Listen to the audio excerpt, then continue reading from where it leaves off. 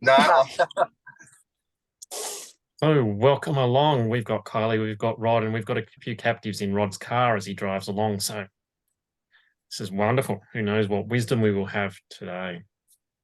So as we've been talking about for those in the car that haven't been with us, we've been working through some of the things that were covered at the Intergenerate conference and was particularly speaker David Sinos from Canada, I think. And talking about his book, A Gospel for All Ages. So drawing a whole heap of stuff out of that.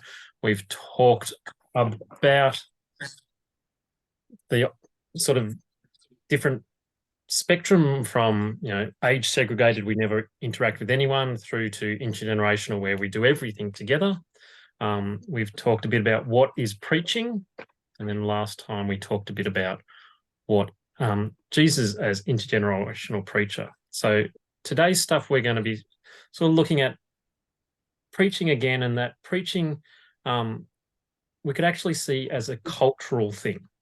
So in that sense of, if you look at how we do sermons now, that is a cultural thing. Has not always been the case, as much as we like to think in church. How we do things today is how it's always been. We all know that in churches, if you do it 2 weeks in a row, it's now how it's always been done. So that's the way of things. So I'm going to share my screen. Not that Rod and the carload are going to be able to see what's going on, but people on the recording can see. Yes. Sorry, just put a little screen of what was showing it above what I was going to read. So some thoughts they have around preaching. Sermons is only one form of preaching. So again, that idea of what we do now, the monologue, the minister stands up the front and speaks, that's one way of doing it. It's one cultural way that we've got used to. They say explicit doctrine and implicit expectations affect what we believe is preaching. So the things we've been taught help us to go, or affect how we think this is preaching. Oh, well, you've got to have the sermon, you've got to have 3 points, you've got to have whatever, and our expectations. So again, that culture that we've grown up with. How we preach is influenced by the culture we find ourselves in. And identity also matters as well. However, superseding all identities is the identity of being a follower of Jesus. When adjectives like intergenerational is placed before nouns like worship, ministry, the adjective captures our intention. It emphasizes age as the primary identity marker, but Paul is calling us to look beyond this. So, big words.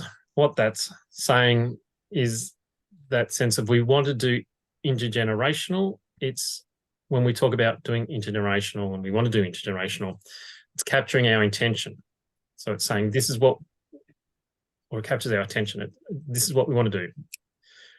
We're looking at, and Paul is saying, yes, we think about different ages, but, there are all ages together. There's no male or female. There's no Jew or Greek. So how do we bring those together? Imagine what could happen if the identities that separate us become less important than the identity as disciples of Christ. Sorry, there was just a typo on there. So yeah, that sense of what if, as we come together, we don't need to talk about let's do things intergenerationally, because we just naturally do that because we're all disciples of Christ. Whatever age we are, wherever we come from, as we come together for services, particularly as we come together for brigades, it doesn't matter what country the kids have come from. We're just brigaders and stuff like that. So how do we start to change that thinking into doing that? Just work out how to move my page down. So how does preaching help us to make meaning together? So there's some different views of how preaching might help us. One view is by a guy called Paulo Freire, and it's called the banking model of learning. So that assumes that the message is transformed from one person to all those who are listening. So there's the idea of, I just bank all my knowledge into you. I just preach what I have written down and what I know, and I just give that knowledge to you. And they know, if you talk to teachers, that's not really how we learn. So we've got used to that model, but yeah, we learn by interacting, by thinking, by asking questions and stuff like that. So they say belief is not passed on, faith is a gift, and theology is created. So belief is not passed on. I can't pass my belief on to you. I can tell you things that helps you to believe, but I can't give you my belief. Faith is a gift. So we get that gift, and when you delve deep into theology, various theologians through this millennia have talked about, this gift of God that is grace and faith, and that we don't actually have faith. God gives it to us, which messes with your brain. But that sense of God gives us this gift to believe in him. And our theology is created as we talk, as we discover about God, theology develops and theology changes over time. Not necessarily that the truths of God change, of who God is, changes over time, but our understanding of God changes over time because we discover more about God, if that makes sense. Mary Ann Garden, a Swedish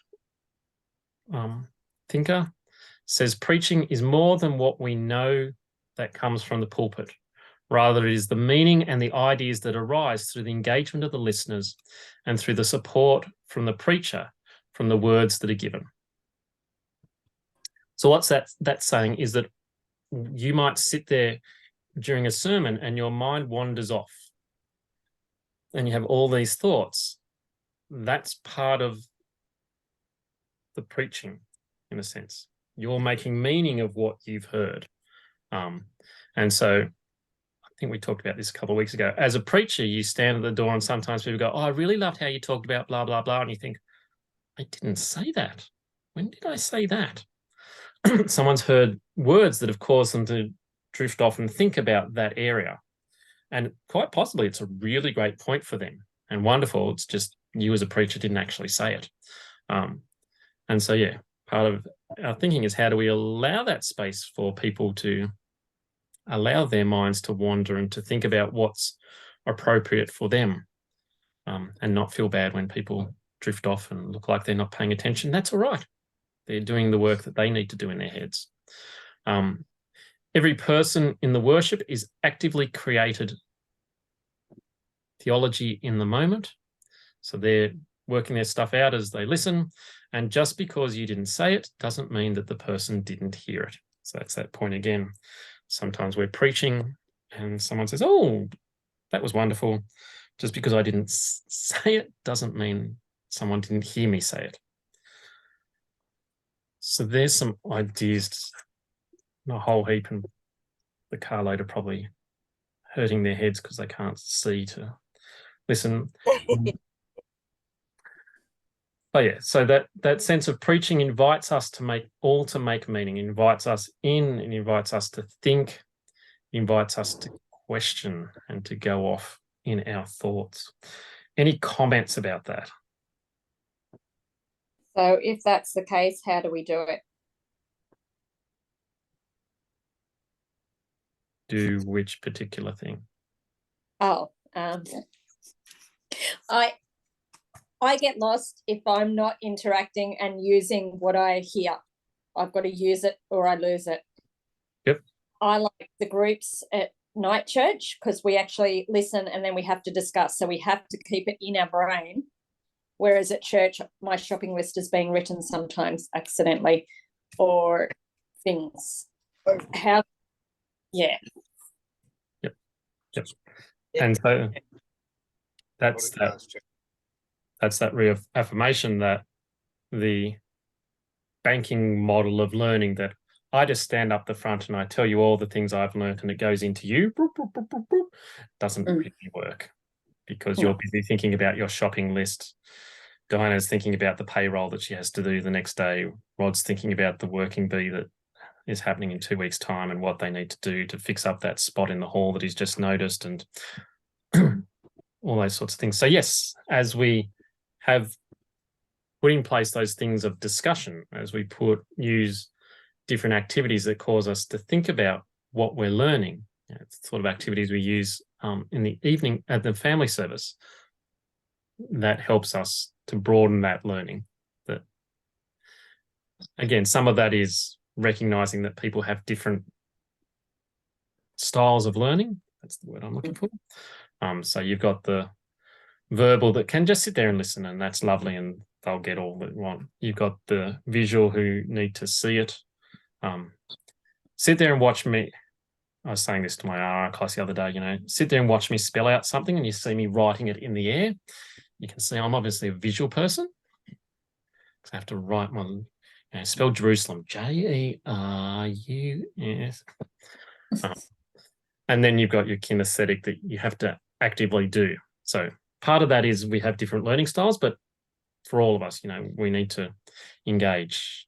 There's some wonderful statistic about you learn X percentage of what you hear, you learn X percentage of what you hear and see, you learn a whole heap more of what you see, hear, and do. So, yes. Any other thoughts?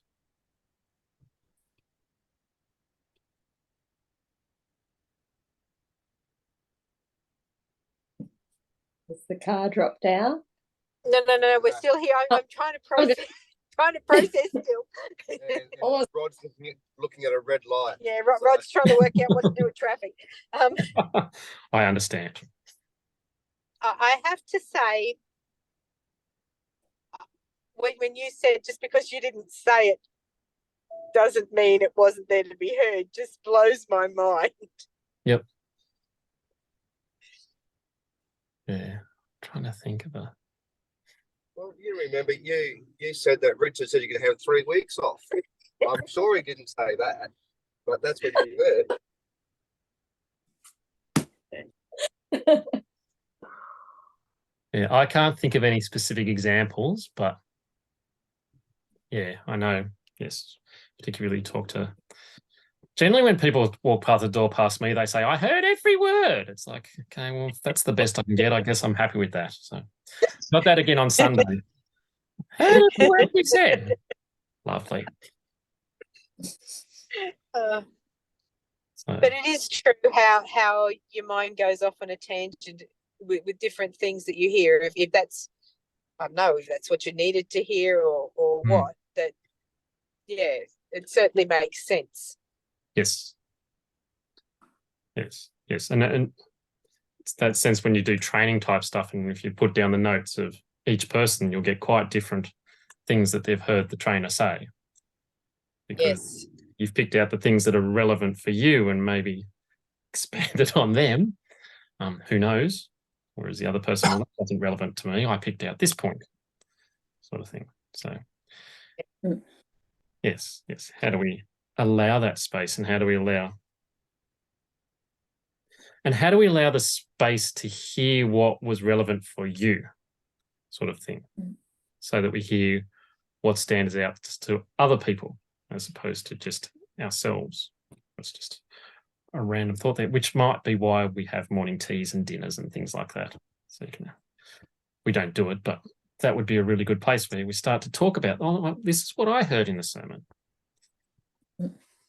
And I guess that's the beauty of the both the family service and the evening service, that you do have that time to debrief afterwards. Yes. Yeah. Yes. That. And yeah, it's that challenge for all of us. How do we take that seriously and use it as a debrief, as opposed to, okay, well, we've done the church thing, now let's talk about the rest of life and what you're doing. For equally important, mind you. Absolutely. Yes. So not to say that should never happen, but how do we get a good balance, as opposed to, funnily, in the church, we tend to go from one extreme or the other. We never, whatever the issue is, it's always you either have one extreme or the other. How do you find that happy medium of, we hear about life, but we also engage with what's happened? Yes. Like in the service, could we, like, it sounds really secretive and everything, but like have a plant who is one person who's going to ask a church service based question at some stage through the meal, like when there's a lull in the conversation. And it's not like we have to answer this question before we can move on, but just that person is inquiring and listening, and it's their job for that week. I think that's probably the person cooking the dessert can say, before you have dessert, answer the following. Yep. You like that idea? So get out what you want in the main meal. I wasn't serious there, but yes. I got that out of what you said. Yeah, that's a really good point, a good example.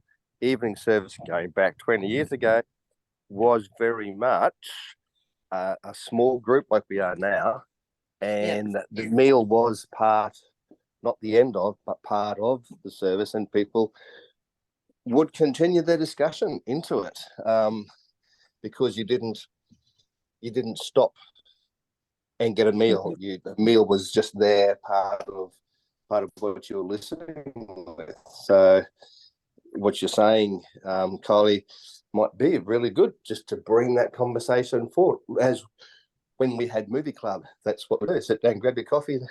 Where did you see Jesus in that particular story? I can do that. Yes, everyone wants to keep listening, so keep talking. Yeah. So yeah, how do we do that? And again, it's similar to when we had the discussion about the here to stay type stuff. We often do these things unintentionally. How do we become intentional about these sorts of things? Yeah.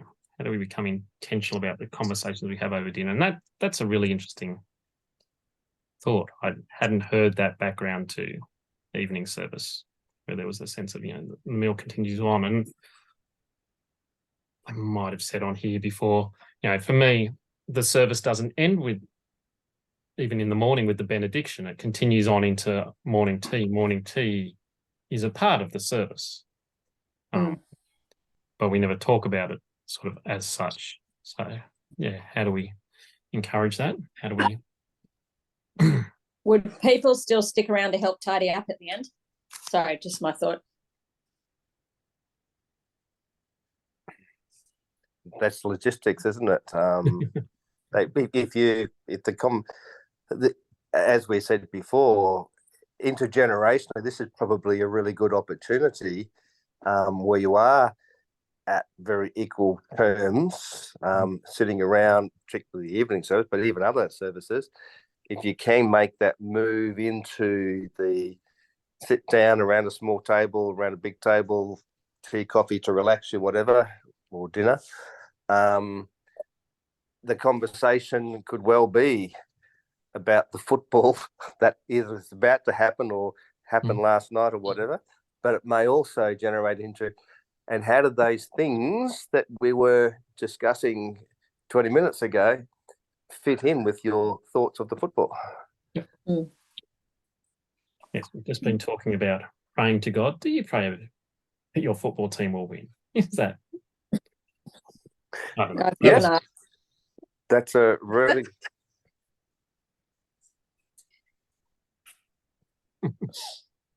Yes, those interesting theological questions. Is it right to ask for?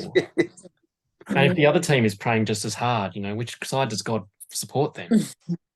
Ollie and I had that discussion with South versus Sharks. Yes. Could we have... And you both prayed well if it's a draw. God loves me equally as much. Yes, God loves us both. Yeah. It's not a draw. That's an interesting topic, because we were Sorry? listening with my studies right next to the driveway in the house next door, and there were some painters there who obviously go to a local church here, had a bit of an accent, but go to a local church, and the guy was saying, yes, my son at his soccer game was praying. And I said, he said, do you always do that? The son said, yes, I do. We always pray that we will win. And then the father's response was, but it shouldn't be what you're doing. But I'm not sure whether he brought his own theology out into that. But that was an interesting topic. How for many people it's what I want as opposed to the what you want, God, for us. But obviously we would like not just to win, but to have a good game, to share fellowship, to be an example for you. Do it in your honor rather than do it to honor us by winning, sort of thing. Yeah. Interesting thoughts. Could the leader even make up question cards? You know, our family discussion cards we used to have? Yep. You probably have to make them up yourself, though, because you want it on task. Yep. All sorts of things. Yeah, we can think about occasion.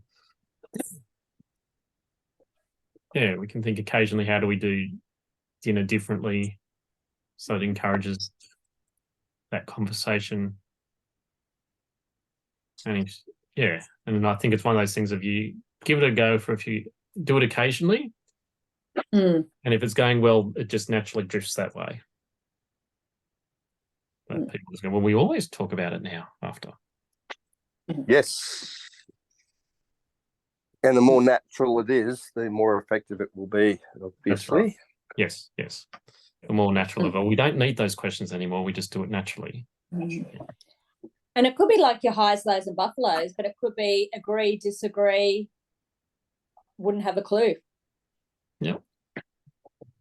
Oh, you get too many of the last ones from me. That encourages discussion. Yeah, it does. And it is good discussion because it might be, what didn't you understand?